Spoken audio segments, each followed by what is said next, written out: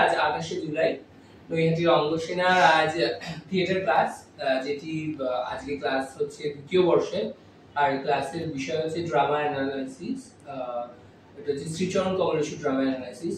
তো আজকে ক্লাস নেবেন শ্রী ধ্রুপদ ঘোষ। আমি অনুরোধ করবো ধ্রুপদকে ক্লাস শুরু করার জন্য। আচ্ছা, তোমরা তো সেদিনকে নাটকটা দেখেইছো, ঠিক আছে?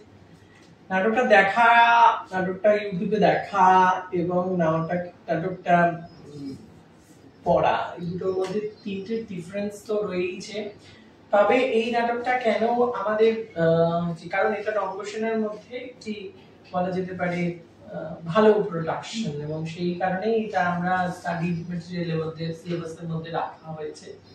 এবং আরেকটি যে কারণে রাখা হচ্ছে সেটা হচ্ছে যেহেতু এটা মনোলগ, একজন অভিনেতা সেক্ষেত্রে গোটা নাটকটা করে থাকে।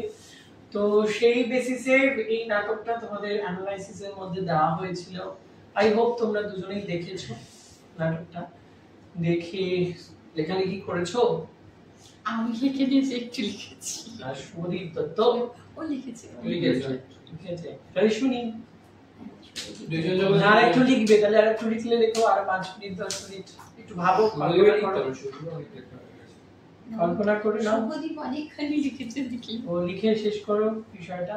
যে প্রথম কথা হচ্ছে যে একটা নাটকের অ্যানালাইসিস করার ক্ষেত্রে দীপ তো একটা ক্লাস নিয়েছিল, যেখানে প্রথমত এরকম করতে পারে যে নামকরণ কেমন হয়েছে, সার্থক কি সার্থক নয়, সেক্ষেত্রে কেন এই নামটা শ্রীচরণ কমলেশ্বর দেওয়া হলো, লেখা যেহেতু শ্রীর পত্র রবি ঠাকুরের, সেখান থেকে এই নাটকটা কোথায় আরো চিরকালীন হয়েছে, এই পয়েন্টস গুলো খোঁজার চেষ্টা করো, যে এই পয়েন্টস গুলোর জন্য সমকালীন হয়েছে, এখনো এটা প্রাসঙ্গিক, বা এই জায়গাগুলো হাইলাইটেড হয়েছে নাটকের মধ্যে, যে দিকগুলো আমাদের বর্তমান সমাজের বর্তমান জায়গাগুলোকে ছোঁয়, তাদেরকে প্রেজেন্স করে। কারণ নাটক, সেদিকে যদি ডানা দেখতে, তো কৌশিকদা তো বললেন যে নাটক আমাকে কোথাও শিহরিত করে না, আমাকে চিন্তিত করে না, আমাকে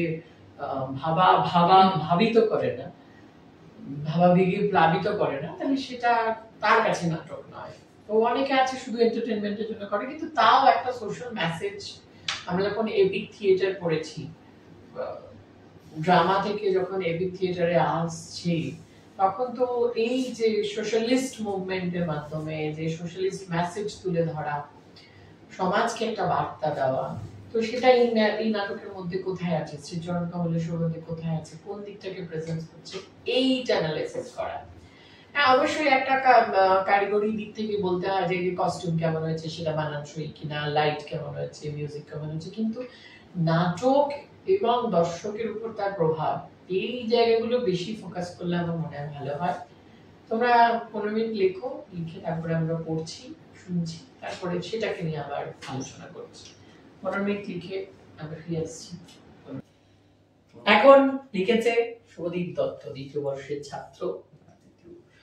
সোজা হয়ে বসো, পিঠ সোজা করে, হ্যাঁ সুন্দর করে তো হাত তোলো। ও মা, হাত তুলে নাও। সব শ্রীচরণ কমলেশ্বর।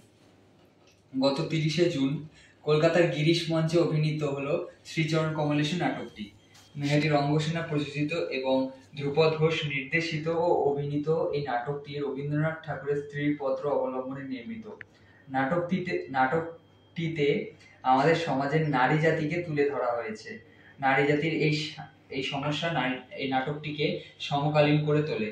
দেখানো হয়েছে নারী জাতির প্রতি অত্যাচার করা হলে সে একদিন রুখে দাঁড়াবে। এরকমই একজন নারী চরিত্র হলো আমাদের এই নাটকের প্রধান নায়িকা মৃণাল। নাটকটি শুরু হয় মৃণালের তীর্থযাত্রা যাওয়ার দিন দিয়ে।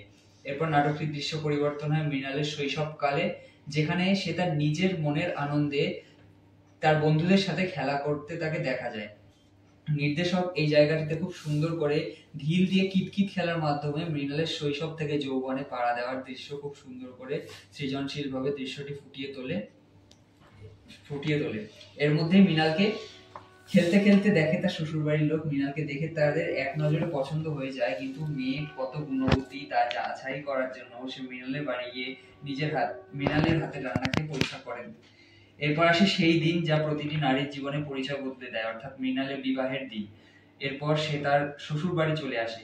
সেখানে তার ভাসুরের সাথে মৃণালের প্রায় ঝগড়া বাঁধে, কিন্তু মৃণালের বুদ্ধিমত্তা একটু বেশি থাকার কারণে সে সেই ব্যাপারগুলিকে খুব শান্তভাবে সামলাতো।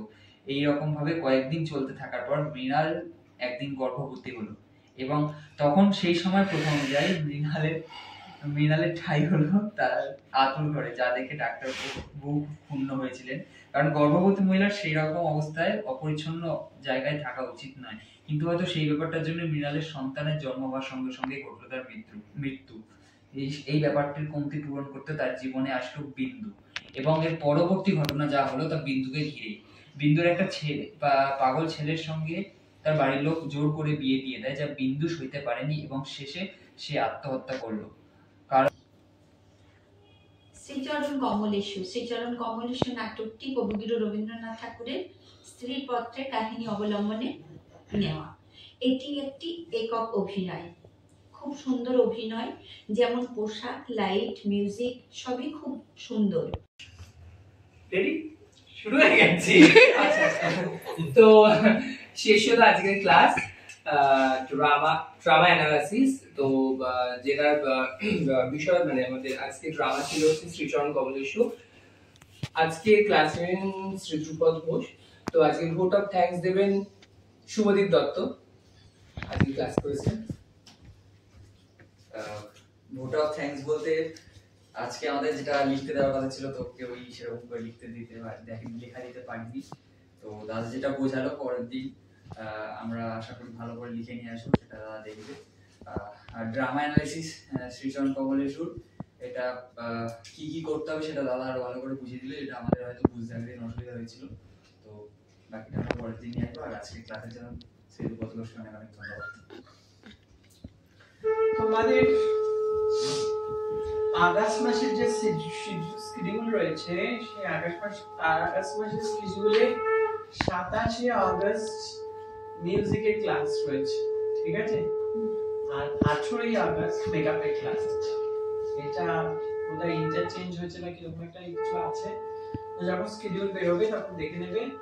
28শে ফার্স্ট ইয়ারের ক্লাস বেশি আছে আগস্ট মাসে, সেকেন্ড ইয়ারের ক্লাস অত কম আছে। আবার সেপ্টেম্বরে ক্লাস আছে, তারপর অক্টোবরে তো রেমিডিয়াল ক্লাস, এবং 31শে অক্টোবর তোমাদের থিয়েটার কুইজ মানে লেখা পরীক্ষা, 31শে আগস্ট, ঠিক আছে?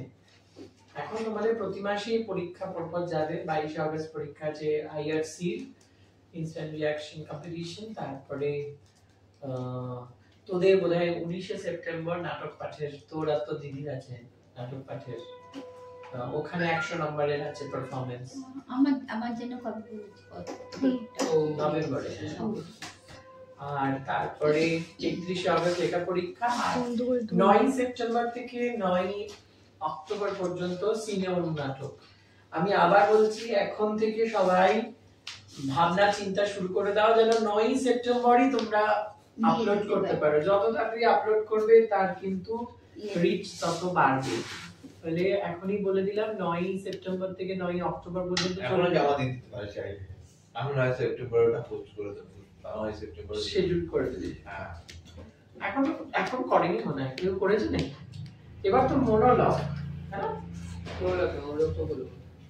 মনোলগ হলো না ডায়লগ এবার তো মনোলগ প্রত্যেকদিন। এবার কেউ করবেন?